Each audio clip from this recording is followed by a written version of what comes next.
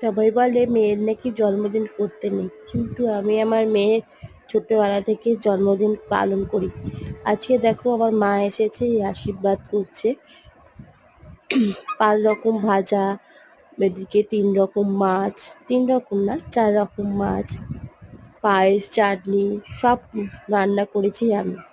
এখানে দেখো আমার মা পায়েস খাইয়ে দিচ্ছে মেয়েকে, 3 বার খাওয়াচ্ছে। এরপর আস্তে আস্তে ওর বাবাও আশীর্বাদ করবে, আমি তো করবই। এদিকে দেখো কি কি রান্না করেছি।